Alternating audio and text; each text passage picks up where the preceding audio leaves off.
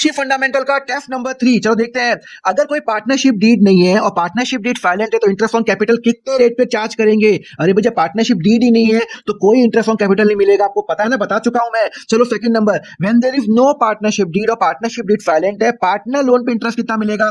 अगर कोई partnership deed नहीं है, फाइलेंट है, तो हम इंडियन पार्टनरशिप एक्ट फॉलो करेंगे और इंडियन पार्टनरशिप एक्ट बोलता है 6% पर एनम। तो आंसर क्या हो गया? B. Third, as per partnership deed interest on partner loan should be given 5% per annum deed के हिसाब से, और फर्म को बम्पर प्रॉफिट हुआ तो इंटरेस्ट ऑन पार्टनर लोन कितना होगा? 5% होगा या कितना होगा? अरे भैया जो डीड ने बोल दिया वो फाइनल है, हम उससे आर्ग्यू नहीं करेंगे। डीड ने बोला 5 तो 5, फिर हम 6% नहीं देंगे, ध्यान रखना। अगर साइलेंट होगा तो 6% मिलता है। चलो फोर्थ करते हैं। If there are two partners, partnership deed interest on the loan to be given at 8%, partnership deed ने बोल दिया इंटरेस्ट ऑन तो भैया 8% ही मिलेगा। पार्टनरशिप को लॉस सफर हुआ, select the right answer. Interest और लोन नहीं, 6% नहीं मिलेगा, 8% मिलेगा। इंटरेस्ट और loan to be given even if partnership suffer a loss, yes B is the right answer. मुझे लॉस के केस में भी देना पड़ेगा इंटरेस्ट ऑन पार्टनर्स का लोन। ओके, इंटरेस्ट और loss given only if there is a profit, नहीं loss के केस में मिलेगा, तो answer B is the right answer.